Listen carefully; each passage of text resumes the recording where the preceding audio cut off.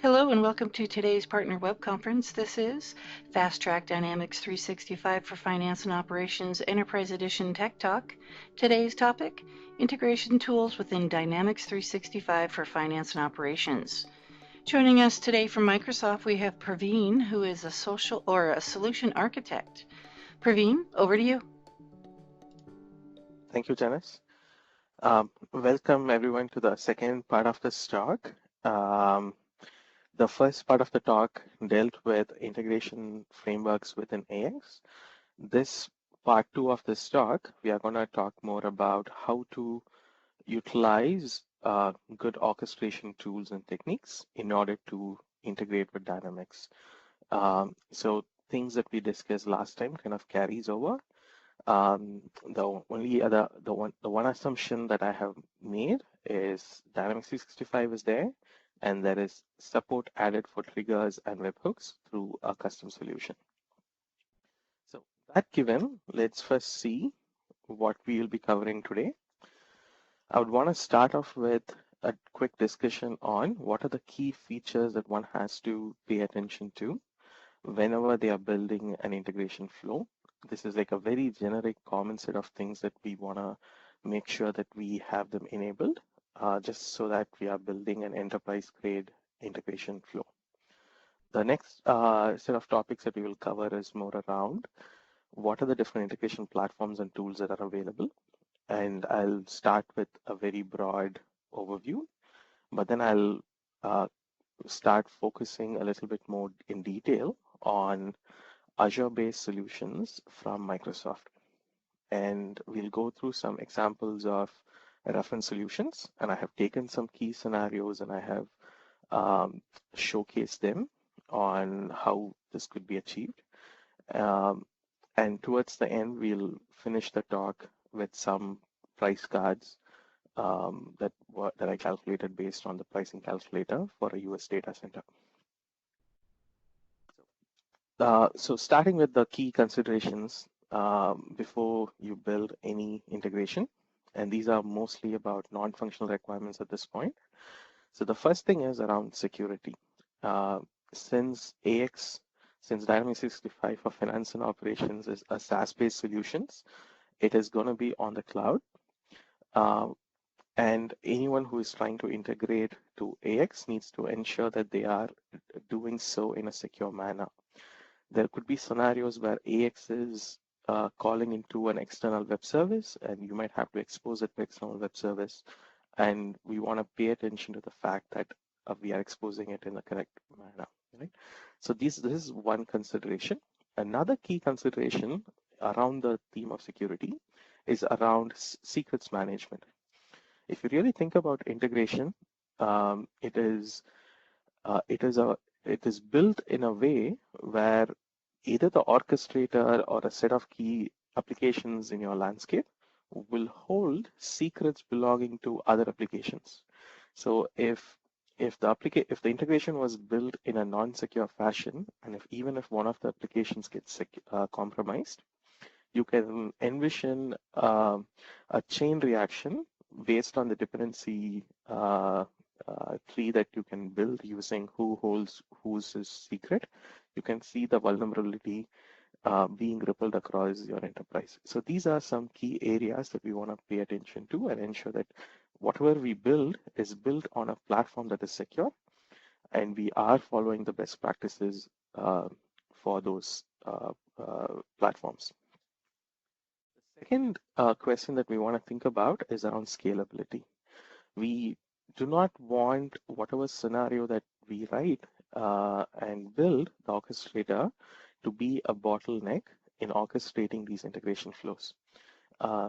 Since integration is an automated technique, there could be scenarios where the loads can vastly fluctuate. Say if you think of a scenario of a sales order coming through an e-commerce website, since it is a publicly available website, we can only gauge that this is going to be your load, but there is always going to be cases where the load can go beyond what we expected. So having features and platforms like selecting platforms which has that auto scale functionality would be an important consideration when you're choosing your platform and building your flow. Other thing which that we need to pay attention to is around high availability and disaster recovery. There could be scenarios where uh, a single component or as a whole, the data center which is holding your orchestrator can go down. We want to ensure that there is business continuity whenever we think of such a scenario. And there are, once again, platforms, I'll discuss each one of these in the context of Azure, and you can actually see that the advantages of using a platform similar to Azure to orchestrate the integration flows. The other key thing that we want to consider is around reliable messaging. So I basically define reliable messaging as a scenario where a message that fails at any point in the flow will not fail without leaving a marker. So if you could build a flow where an error message could fail or a message could get dropped without leaving any marker in your system, then it is not really a reliable messaging flow. And also the reliable messaging patterns would help you in ensuring that unless the data gets transmitted to another system and you get an acknowledgement, the data somehow is kept safe, so that you have the ability to retry. Even in a case of a component failure, you are able to um, restart your processing from a known failure point. So those are some considerations that we want to think about. Another key component is around extendability. Sometimes when we build integrations, they are built in a fashion that even if we sometimes want to make some minor changes, it involves a heavy DevOps workload in order to achieve it, right? Those are kind of the type of scenarios we want to avoid. Say, for instance, we have seen some customer scenarios where our customers have implemented point-to-point direct integrations. The problem with point-to-point direct integrations is if for whatever business reason or a technical reason, the set of fields or the schema of certain things needs to change, that really can only be implemented as a code hotfix, which basically means bringing down the system um, and loading up a new hotfix and bringing the system back up, which basically involves a downtime, which affects um, the business processing capability during that particular point in time, right? So having a solution that is extensible, which is a little bit more easier to manage and upgrade and kept outside of an application would be helpful. So these are all some key considerations to think about. Another feature that we want to think about is monitoring. So there are going to be so many flows that one would build using an orchestrator. And if there is no one unified view for us to know what is going on at different components, managing and DevOps, operating it in DevOps would become very untenable. So having a capability to monitor what is going on in the system becomes important. Similarly, we want to select a platform and a tool set that has support for notifications. Um, it is not fun for someone to be glued to a monitoring dashboard and keep watching to ensure that something is going to fail or not. So it's better if the platform that we select has a notification capability that on a particular event occurring, there is a methodology that gets followed and somehow someone gets notified about it so someone can act upon it, right? The other set of things is around diagnostics and audit logs. So it's one thing for us to get notified. Now, fine, I got a notification saying there is an error in the system. Now, how would I go about debugging it and ensuring that I can quickly identify and rectify the issue? To aid with that, we need to have good capability around good diagnostics And similarly, we might also need to have support for audit logs. So audit logs and diagnostics, audit logs could even might even have things like when was the configuration changed, who changed it, what from which version it was changed, what was the last known value. So it's not just about the runtime, but about how things were even configured, right? And that also becomes an important part of your debugging process. There could also be sometimes compliance requirements where we want to log who is accessing a secret key about another application, things of that nature. Diagnostics is more about the runtime diagnostics that you would collect as the orchestrator proceeds. The last thing that we want to think about is DevOps capability. This could vary anywhere between having a mature ALM to having the ability to check in code, version control it, go take it through a build process and a release process, and have a way to deploy the orchestrator in an immutable fashion. So at any point in time, I'll be able to quickly bring down and restore it with a good level of automation. So given that as a background, now let me just quickly discuss about the different integration platforms and tools that we commonly see in the market. So there is a set of tools around BizTalk, Delbumi, Informatica, things of that nature, which are mostly our on-premises enterprise integration tools.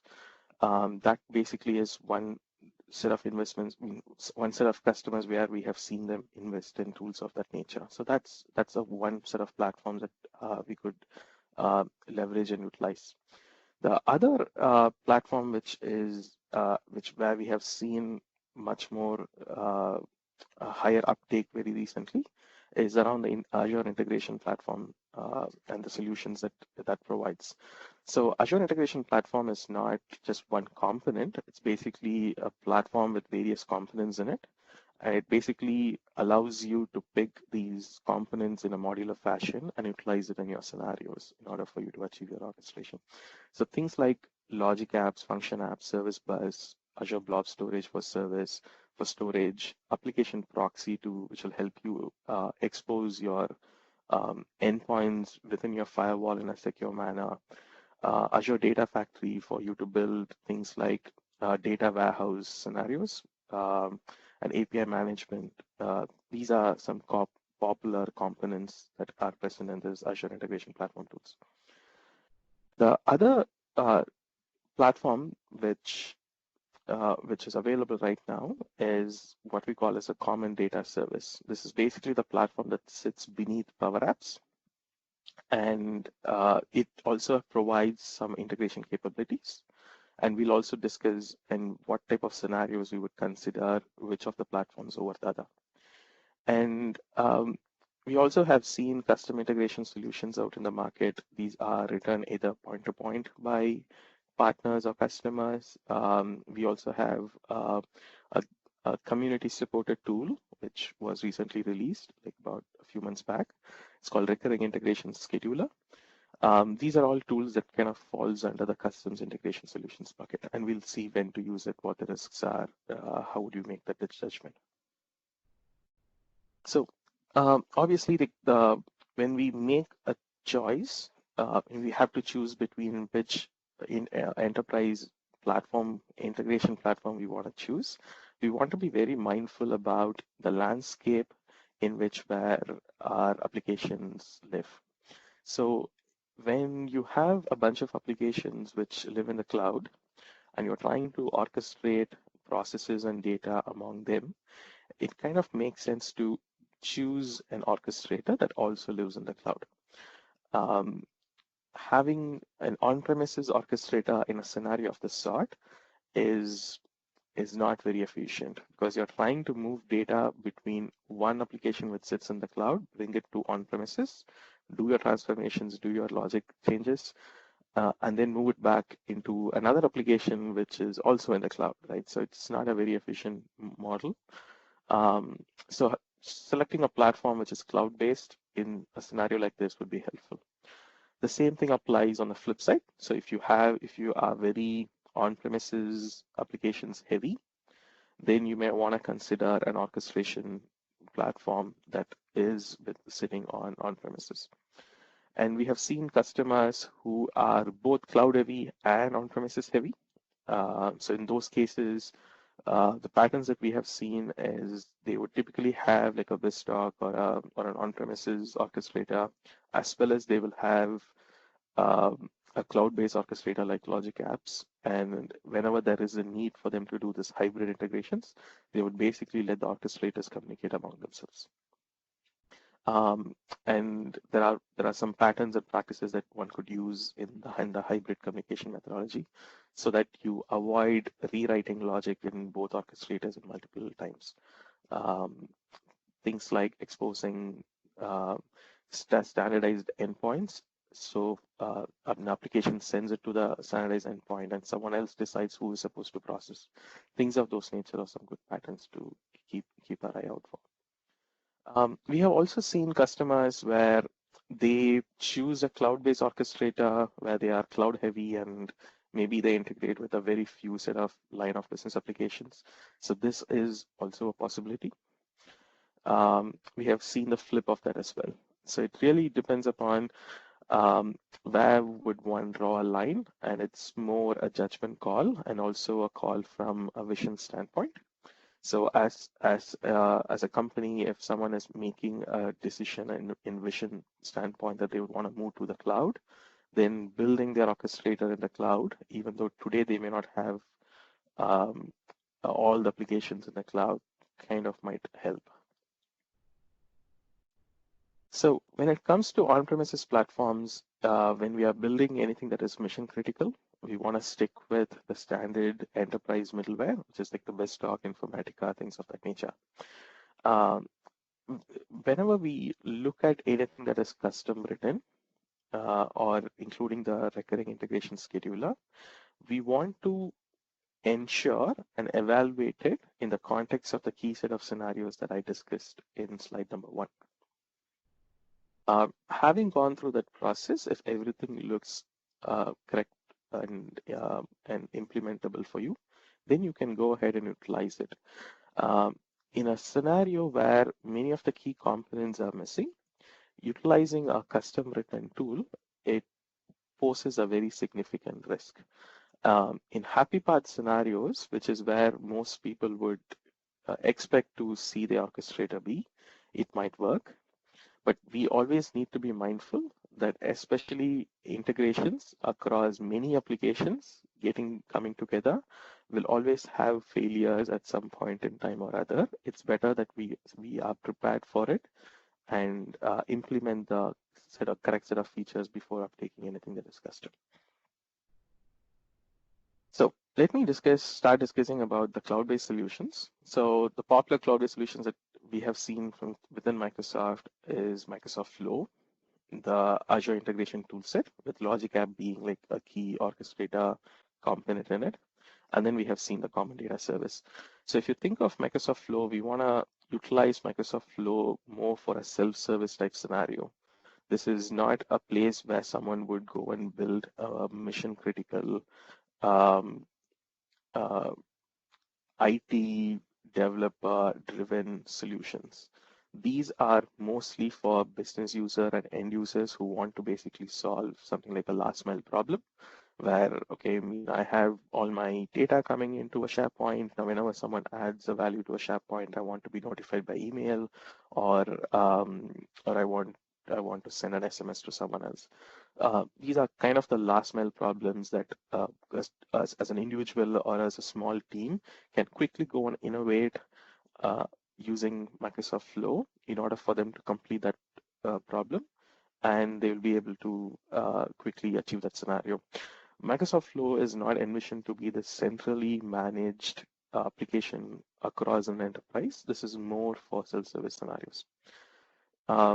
Compared to that, the Azure integration toolset is more for the IT pro dev scenarios where it is going to be centrally managed. It is going to have a rich ALM feature sets, version controlling, management, performance testing, things of that nature would all be targeted when you're trying to build scenarios using the Azure integration toolset. The common data service would fit in scenarios where you're trying to orchestrate, at least today, the capabilities are when you're trying to orchestrate uh, scenarios across first-party Dynamics 365 applications, um, as well as when you want to have a unified view of your data and build applications on top of it or integrate on top of it, then common data service might be a good fit. Say, for example, when you think of a customer record, there are information pertaining to a customer that the ERP holds. There are certain attributes about a customer that the CRM system holds. Let's say if you want to build an application where you want to see that unified view in one place and build applications on top of it or build integrations on top of it, then something like a common data service would help. And it is a growing feature set. Today, there is support for asynchronous uh, data exchange in bulk. Moving forward, you will see other feature sets being added to this platform. The popular other scenarios where this is very commonly used is also when someone wants to build a mobile applications on top of this unified data, then Power Apps basically plays very well within, the CDS and Power Apps integration is much more tighter. So if you have scenarios of that nature, then CDS would be a good platform for you. So this is basically the view that I was talking about for the common data service. You can actually see that we have operations and other parts of the system all getting integrated through a single database, if you will, which we call as the common data platform. And you'll be able to either orchestrate a business process or build apps and other workflows on top of it is a possibility on this platform. Say, for example, this is a sample scenario where there has been support and out-of-box template that has been released for it. So this is basically the prospect to cache data flow. You can actually see that in this particular flow, there are parts of that flow which would be solved by application number one, which is sales. And the second part of the flow is being fulfilled by another application, which is finance and operations. And there needs to be data that needs to be constantly synced periodically so that the handoff is smoother. And the CDS platform would allow you to do that. And this is basically the sample flow for it. So let me quickly log into the Power Apps scenario and just show you how that integrator look and feel looks like. So once you log in, if you go into the admin center, yeah, so I'm already in the admin center. You can actually see that you can create projects here. And as part of creating projects, you can define what is called a connection set. A connection set would basically hold your login information relating to the various systems that is coming into the picture. Once you have defined it, you'll be able to say, this is one simple scenario that I created. You can actually see that this is trying to map between the contacts in the CDS to contacts in the destination, which is the CRM system. And if I look at the map, you can actually see the data entities and the schema from the source system and the target system being provided like this. And you can basically go ahead and do the mapping that is needed. There are some simple transformation functions that are available today. And using this, you can, if your scenario fits well within the within these transformations, then you'll be able to use them.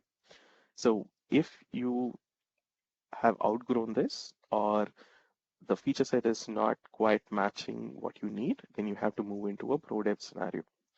So which is basically the Azure integration toolsets. So if you look at the Azure integration toolsets, it is really a platform with a wide array of modular components that you have to pick and choose and build a scenario that kind of would help you achieve your orchestration. I have tried to earmark some of the common ones that I have seen people use. So the most common one that people have seen people build orchestrations is using Logic Apps. It is meant for building workflows. And the other one is Azure Functions. So Logic Apps works by something called a connector, and I'll show you a quick demo of it. So there are cases where you may not have a connector. In that case, either you can use Azure Function or you can build your own custom connector. So building a custom connector can be done using an API app. This is for your line of business applications where you want to build a connector and utilize it only for your organization.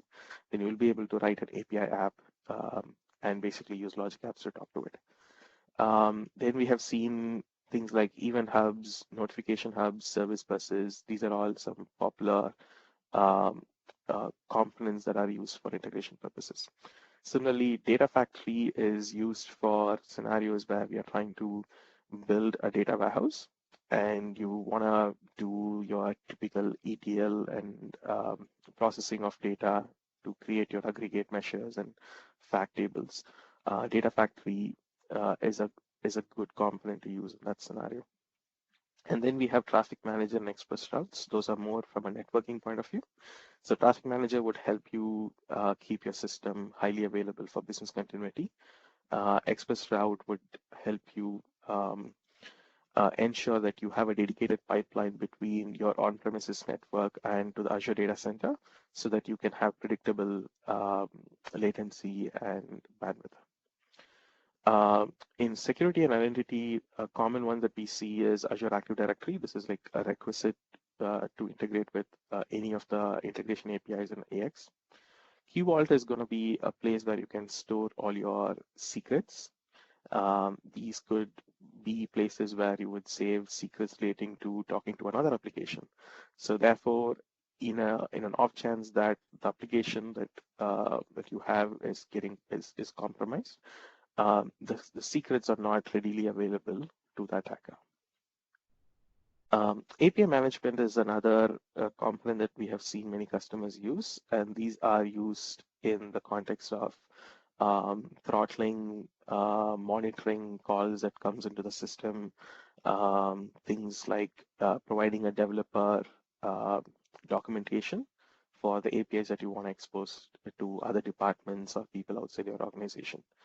You can also help with writing proxy patterns and even simple transformations. API management would be helpful there. And we have seen log analytics being used as a monitoring tool in order to monitor all of these components in one single place. So I'm just going to show you a quick demo of how a Logic App looks like. For many of you might have seen what a Logic App is and might have already played with it. If that is not the case, I thought I'll take a few minutes to just introduce you to Logic Apps. So Logic Apps, this is basically I logged into my Azure portal. So then you can go to the blade for Logic Apps, and I'm going to start a new Logic App just to see what experience looks like. So you can basically create a, provide a name. Logic App 01, select a subscription, create new. I'm going to say it's going to be TechTalk 03. I can choose a location where I want to deploy this Logic App. And once it has deployed, what it's going to provide you is a canvas where you can go and utilize connectors to build a workflow.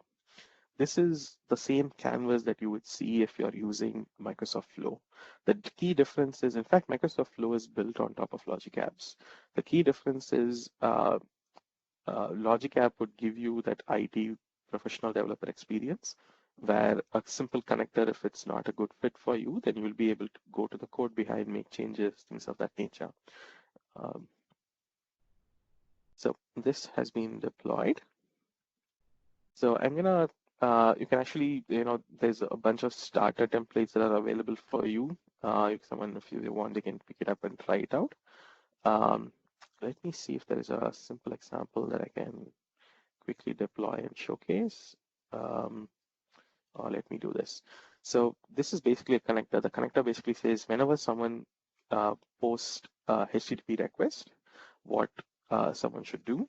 I'm going to basically say whenever someone posts, I'm just going to do a simple request response pattern. Let's search for a HTTP connector.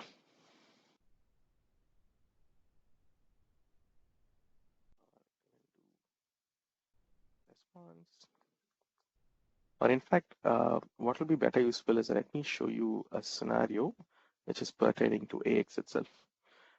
In that way, we'll both learn and as well as see a scenario.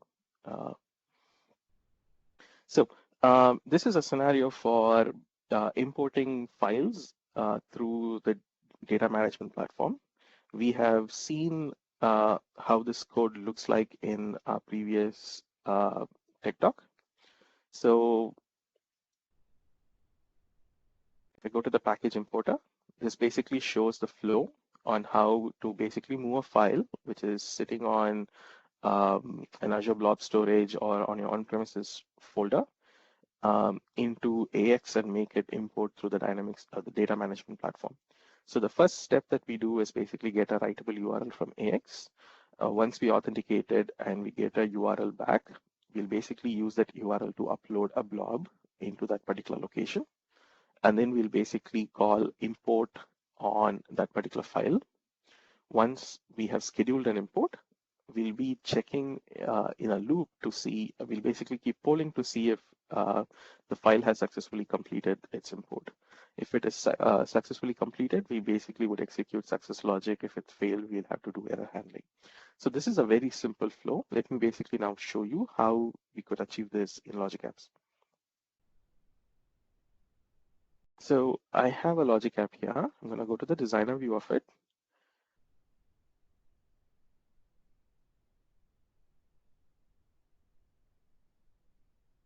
So this is a designer view. The way that I have envisioned this scenario is I'm going to start with a file that is sitting on a blob storage. This is Azure Storage Explorer, which will help you add and delete files through a UI to an Azure blob. So the scenario starts by whenever someone adds a file to a blob storage, what should happen, right? So Logic App basically has a trigger and an action following it. So the trigger is basically whenever someone adds a new file. The thing that we do is first, there's a connector for AX. If I were to add a new action, you'll actually see all the actions that are possible. So if I search for Dynamics, so this is a connector that we have. You can actually see that there's a bunch of operations that you can do, actions that you can do. The one that I'm utilizing is called execute an action. So if I select that, I need to select what instance that I need to talk to. I'm talking to an instance called retail demo 225 and something following it. And it basically, if I do a drop down on the actions, it basically shows me all the actions that are possible using the data entities. So let me delete this. So that's the connector I'm using. And basically there's an action called get Azure writable URL. And that's the action I'm calling. And I'm just basically providing it a unique file name by using a GUID operator here. So once I have that, I'm basically passing the output into a particular known schema. So this basically provides a blob ID and a blob URL. The next step that I do is basically read the content of the file from the blob storage. And I upload that file to the blob URL that I got in my previous call to AX. And I also upload the file content to that location. Once I have successfully uploaded the file, I'm calling import on it, which basically has a action here that says import from package. And it takes a parameter called blob URL and the name of the data project. The execution ID, this is more for if you want to re-execute things.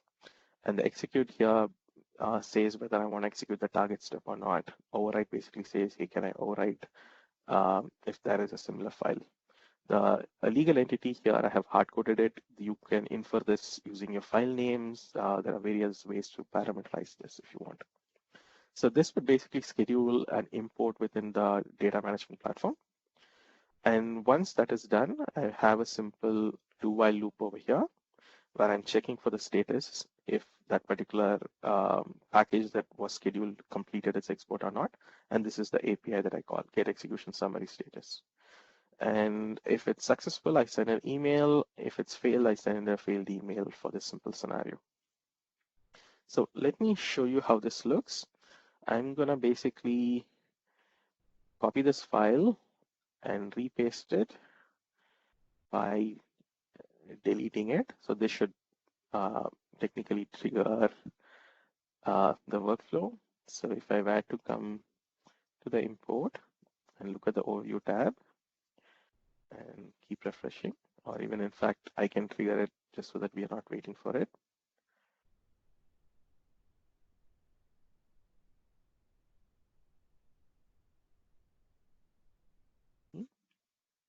There we go. So here it looks like it has picked it up and it is executing that flow. And you can actually see how nicely it provides all the different steps and what happened within those steps. You can actually see both the raw inputs and the raw outputs, and it clearly says where it is presently executing. So far it has uploaded it to AX and it has scheduled the import. So if we go into AX now, we should be able to see that this file is being processed. So let me go into AX and refresh this. So here I can see that my file is being presently imported.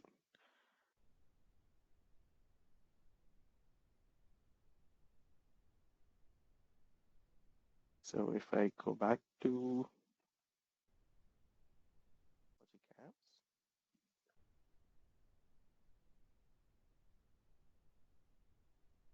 I should see it's still running. So, okay, anyway, in the interest of time, this would basically run. At the end of the demo, I'll come back to it and I'll show you how this looks. I have some successful runs over here. You can actually see that it was able to run through it. Once it succeeded, it checks whether it is succeeded or failed. If it succeeded, it executed the step and it sent me an email. Yep. So the one that we scheduled also had completed.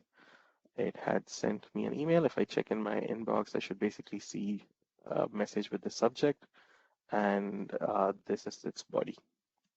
So this is a very simple example of how you can utilize Logic Apps to send files to AX.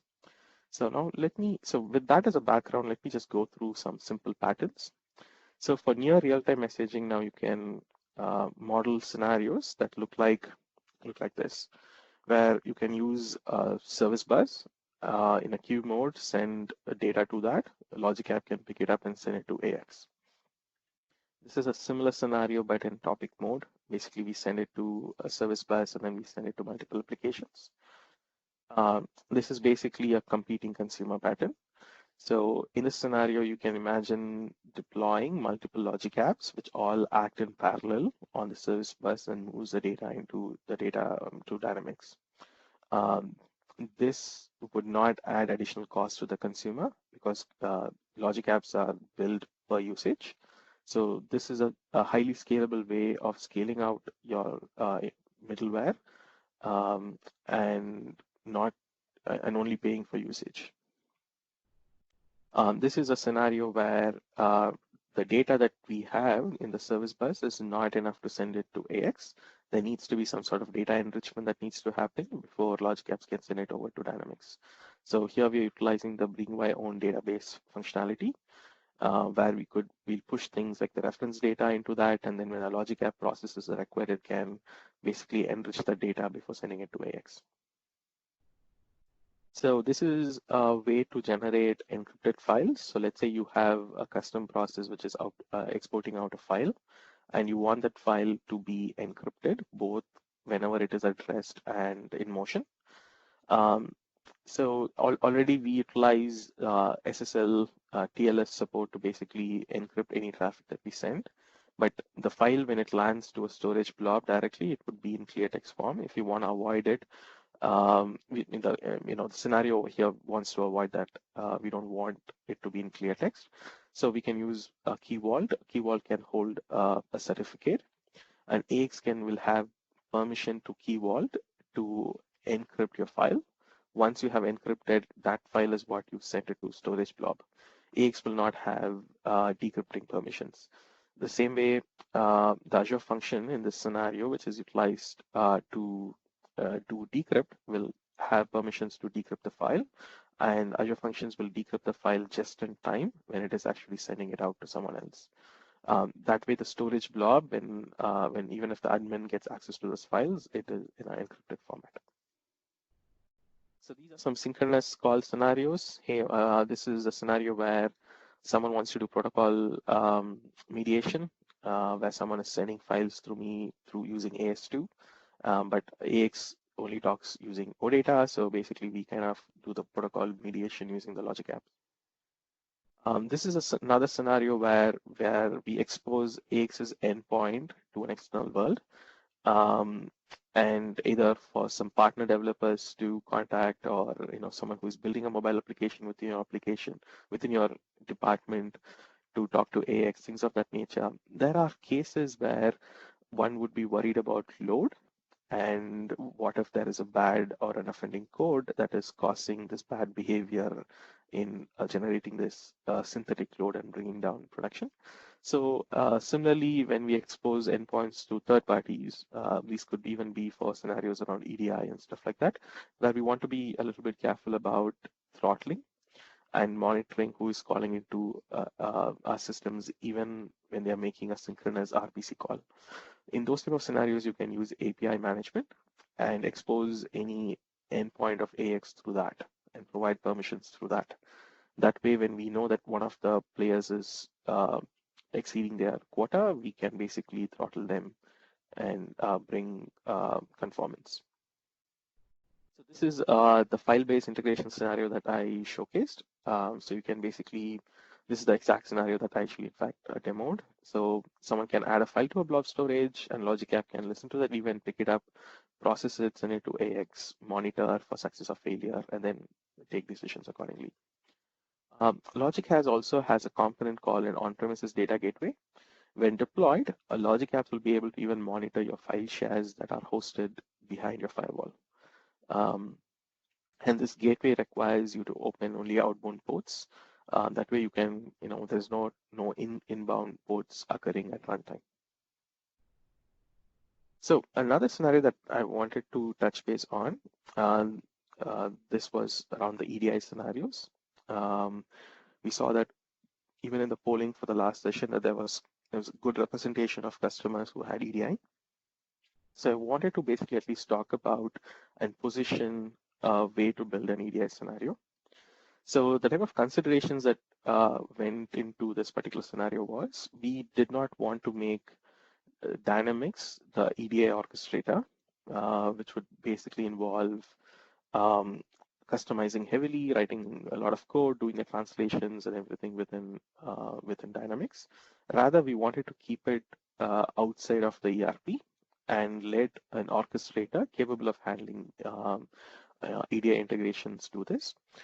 We all know that BizTalk has this capability traditionally, but we want to discuss it more in the cloud-based world. So I want to showcase a scenario where you can utilize Logic Apps to basically do that scenario. So the ERP over here, so AX would basically participate in this orchestration either as a producer or consumer of data and events. It by itself does not do any of the translations and orchestrations, and that is by design.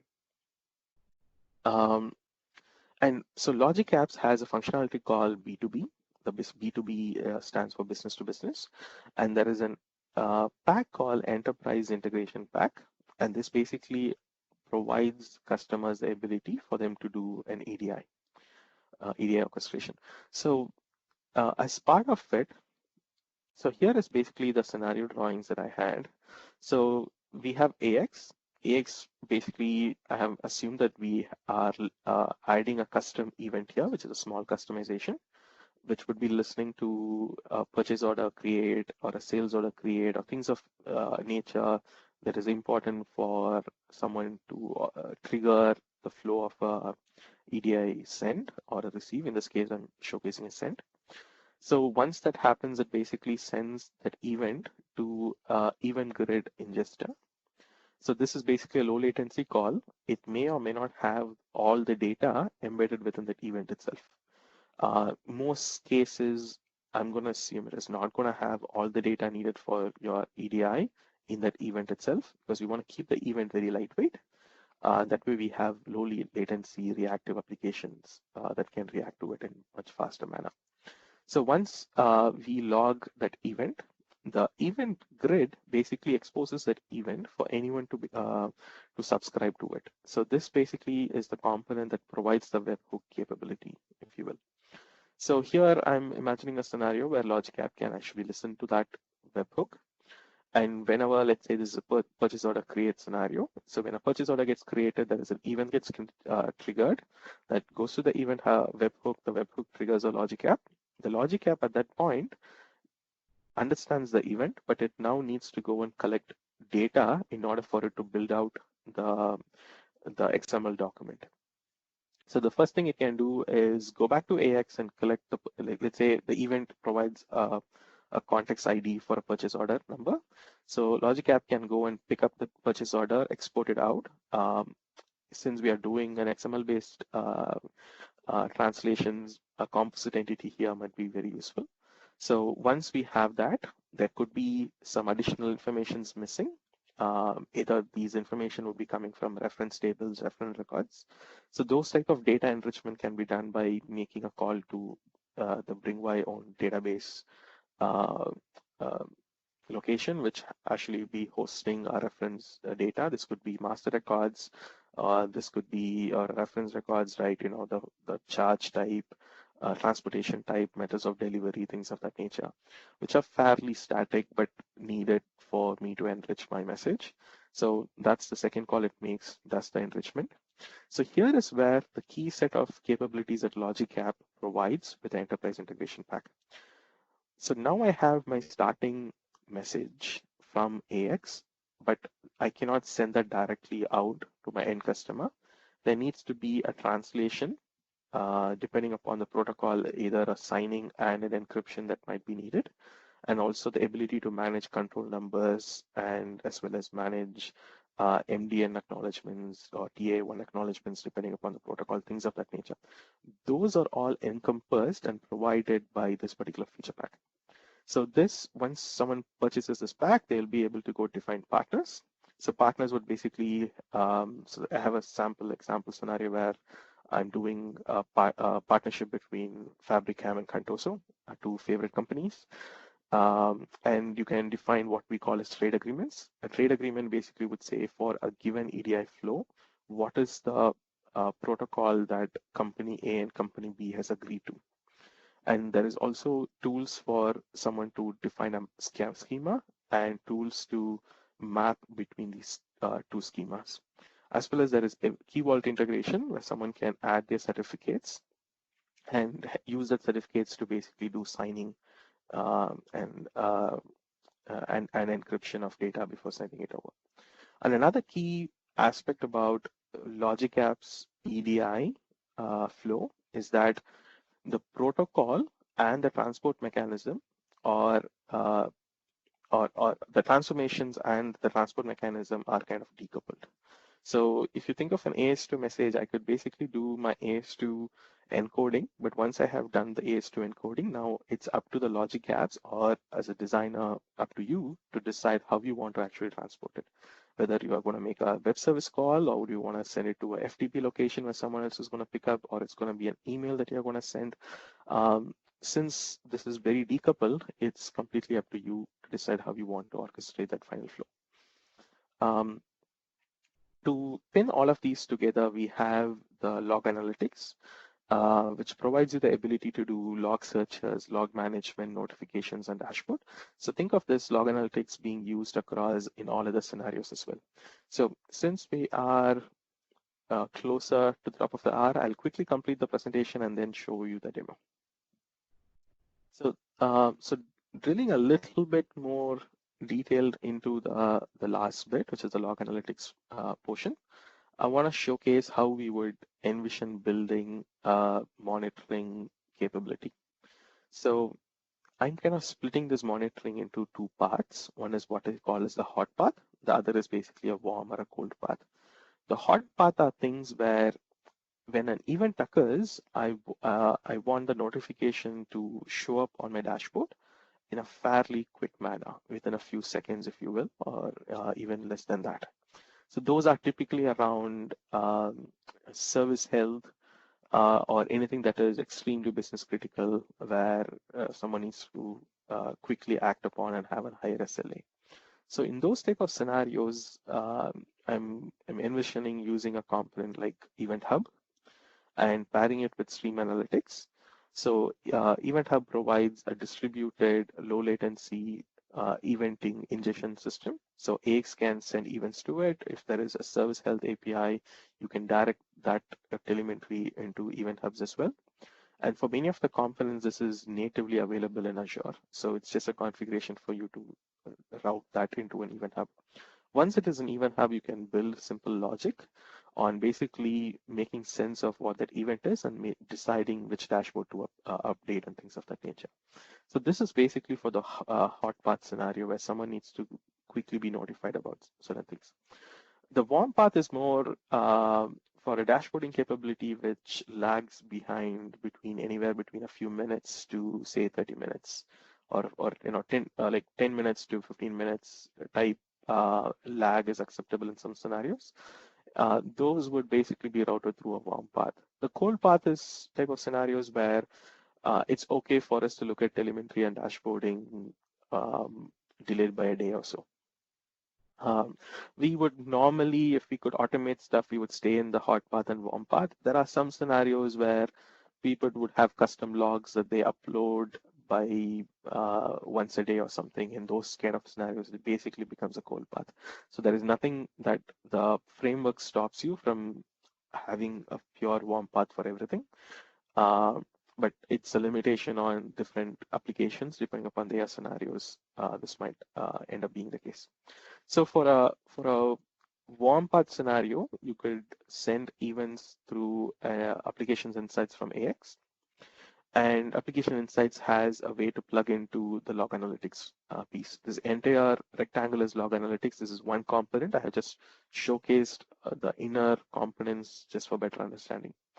So you can have eventing coming from application insights, other data sources, other diagnostics from Azure components, or you can purchase ready-made ISV solutions or solutions that Azure ships to basically create the records, the eventing records that all sits into a repository. Then basically there's a tool called Log Analytics that basically lets you query over that log. And once using those queries, you can basically build a dashboard which is native in Log Analytics itself. What we have seen customers who needed a hard path do is not, instead of building the dashboard here, they basically would build a Power BI dashboard that consumes both the log analytics data as well as the hot path data. So there is one place where they can view everything together. OMS has capabilities around alerting, so sending an SMS, logging a ServiceNow ticket, sending an email to someone, things of that nature you can do, and these alerting are flexible and it's rule-based. So this is a simple, this is a Logic Apps B2B dashboard scenario that is shipped out of the box. So when you deploy a Logic Apps B2B and this dashboard, you'll be able to monitor how your EDI messages flow through the system. This is like some simple simulated numbers that showcase how the dashboard looks itself. So once you have a failure, then you'll be able to drill down into your failure messages, know from which partner it is failing from, and then you can pick your investigations from there. So the final thing that I want to end with quickly is basically showcase some rate cards. Yeah, this is I have made some assumptions about many of the scenarios in order to build this thing, but just think of this as a sample for you to kind of ballpark when you build a scenario, how much would it's going to cost when you're building it in Azure, right? You might have to revisit it and price it for your specific scenario for your data center. Prices do vary by data center sometimes. So those are all things that I would put as disclaimers before discussing this topic. So for file scenarios, I'm kind of assuming we saw those connector blocks, like each block becomes an action. So I kind of looked at some common file connector scenarios, and it kind of looks like around 20 actions per file is what gets executed when you upload a file. If the same thing is done using Azure Functions, what we have seen is it takes about 2 invocations, one to upload, one to monitor. And the assumption over here is the file size is less than 128 MB. For messaging scenarios, I have priced using logic apps where a single message takes about somewhere between 3 to 5 actions. Azure Functions, it's standard 2 actions. And there is an additional service bus operation if it is an async message. That's one operation. You can see all the rate cards over here. These are some general numbers. If you do 1 million operations on service bus, you pay 5 cents. For logic apps, it is a staggered amount, and you can see that these are extremely low numbers. And on top of it, function app, depending upon whether you choose a consumption plan, you might get the first 1 million operations free. And subsequently, the other set of 1 million operations would cost you 20 cents. And there is a cost for memory usage as well. So using this, I priced some of the real customer scenarios. So we have a customer who was uploading about 120 files a day. So their cost to basically do that scenario basically turned out to be $80 a month, and they would pay blob storage $2 for it, so making $82 a month as a total. This is a second scenario where they do the same integration but using function apps instead of logic apps.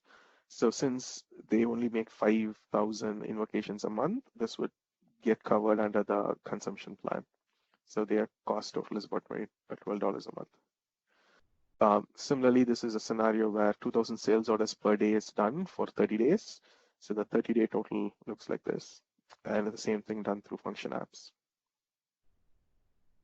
This is a scenario where we had a customer who was uploading about 1,000 plus files a day.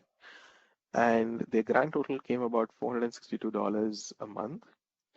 But when we took a look at it, it actually turned out to be that it was not quite optimized for what they were trying to do. But when we ended up optimizing, for example, instead of downloading one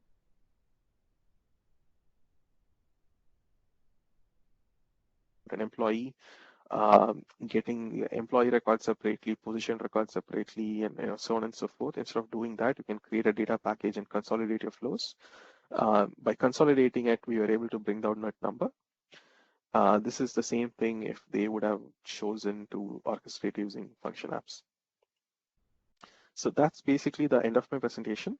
The key thing that I want to call out here is Logic App basically provides you that ability with a workflow and provide the error handling and stuff at a workflow level, which is very orchestrator centric component.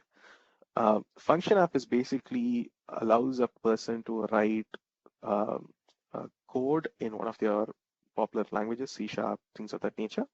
So when it comes to debugging and monitoring, Logic App is a better fit as an orchestrator than Function App. Function App is a logic executor, logic execution engine that can supplement a Logic App in many scenarios.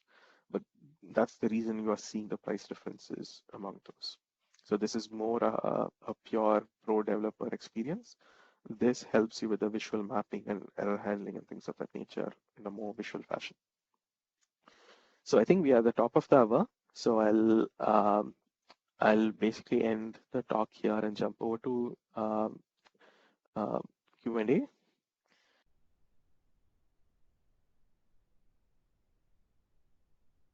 So I'm showcasing my questions here. Can I use BizTalk as a middleware to synchronize integration scenarios? Did you mean synchronize or make synchronous integration scenarios? Not quite sure. If you could reply back, I can answer that question. OTT says usage license. So this, there will be a licensing impact in future. Today, it is not licensed by integration calls, but this is something that you can expect to happen soon. There is discussions being held within Microsoft on how to upgrade our licensing model. Can serious integration be used for real-time scenarios, which means create customer sales, reflect operations, and written customer account? While this is possible, you will not be able to use the CDS sync framework today to basically achieve it. So you can still use the CDS for storing your unified data. The orchestration beyond it would either go through logic apps or flow on top of CDS today. The connector that we have today only supports the synchronous flows, but periodic sync flows and not real time. But at some point in future, you might see new feature sets added to that.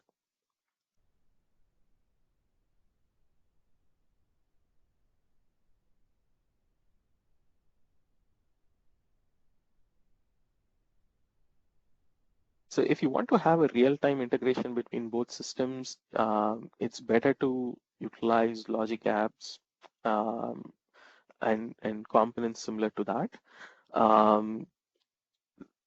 If in terms of roadmaps and other stuff, it'll be better for you to contact your solution architect working on your project. He might be able to put you in touch with the CDS team for you to better assess and understand your scenario. CDS and data integrator are used in an interchangeable manner, or at least like I have used it in an interchangeable manner.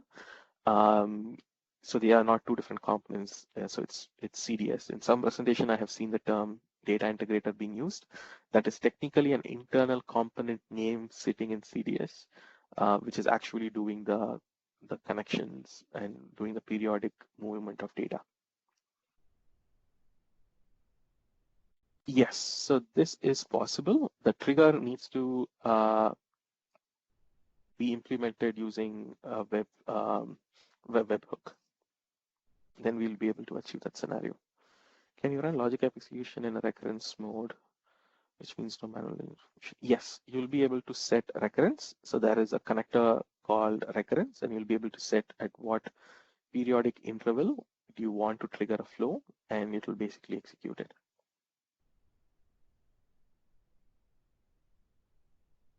Yeah, again, for real-time scenarios, today it is better to utilize logic apps to do synchronizations between, say, finance and operations and sales and so on and so forth. Today, the capability of CDS is around periodic updation of records when you want to move things in mass in an async fashion. Okay, I don't see any other questions at this point. Janice, I'll hand it off to you at this point. All right, great. Thank you, Praveen. All right, ladies and gentlemen, I'd like to take a moment and bring your attention to a link that I posted in the messages panel. That's a link to a short survey for this web conference. We ask that you please take a moment before logging out to access it. We hope that you found today's information helpful, and if you enjoyed today's web conference or have feedback on how we can provide you with a better event, this is your chance to let us know. The survey scores are on a scale from 1 to 5, with 5 being the highest score possible. And that is going to conclude today's web conference. Attendees may access the web conference recording by the same registration link used to attend today's live broadcast. I'd like to extend a big thank you to our presenter, Praveen, and thank you, audience, for logging in and joining us today.